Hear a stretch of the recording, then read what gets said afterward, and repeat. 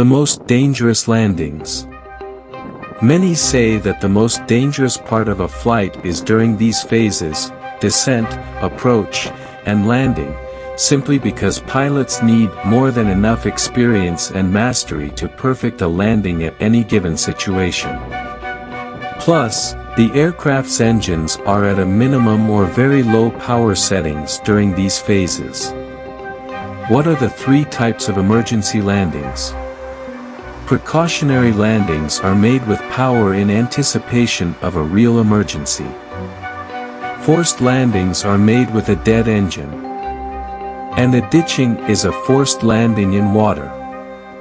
The important distinction between the three is their fatality rates. Do pilots get scared landing? As surely as you might know that flying is an extremely safe mode of travel, it can still give you the jitters, especially when you hear the occasional news story about a plane crash or emergency landing. What is most dangerous part of flying? During the landing phase, there are 36% of the accidents, 14% during the final approach and 22% during landing, accounting for 24% of the fatalities. This means that there is a greater chance of being in an accident during the landing phase, but the likelihood of being a fatality is approximately the same. What are the four types of landing? There are four basic categories of landing gear that general aviation planes use: tricycle, tailwheel, conventional, pontoons, and skis. Tricycle gear planes rose closest to the tail. That said, if a plane hits a pocket of turbulence, the whole plane shakes, and seats over the wing will not be spared from the experience. What are the most turbulent months to fly?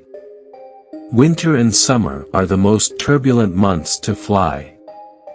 During winter, there are strong winds and blizzards.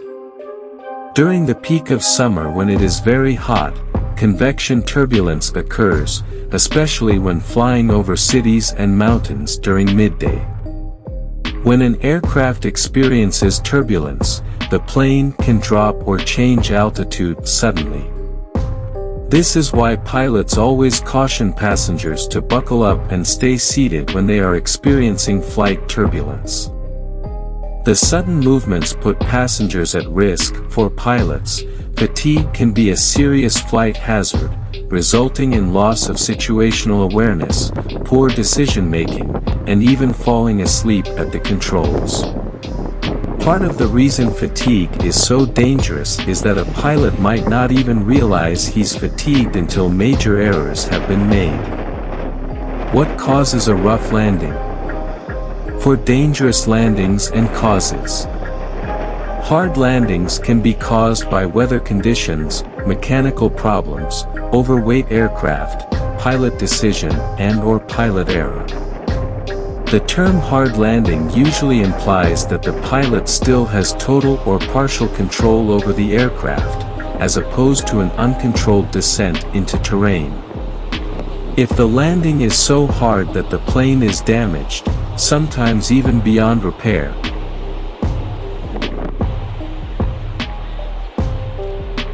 But did you know that some of the landings you might have thought were especially hard are intentionally firm? In strong crosswinds, partial decrab is highly recommended, so the aircraft lands with the nose pointed partly sideways. This prevents high bank angles, which reduces the risk of the wing tip touching the runway. What is a butter landing? Why is it called a butter landing? The term butter comes from the texture of regular butter. It is smooth and slick, how a good landing is. To butter the landing, when you land you have to keep the nose up by flying just above stall speed to keep the plane at a neutral rate of altitude speed. A slip is an aerodynamic state where an aircraft is moving somewhat sideways as well as forward relative to the oncoming airflow or relative wind. In other words, for a conventional aircraft, the nose will be pointing in the opposite direction to the bank of the wing. Wind shear is defined as a sudden change in wind speed or direction.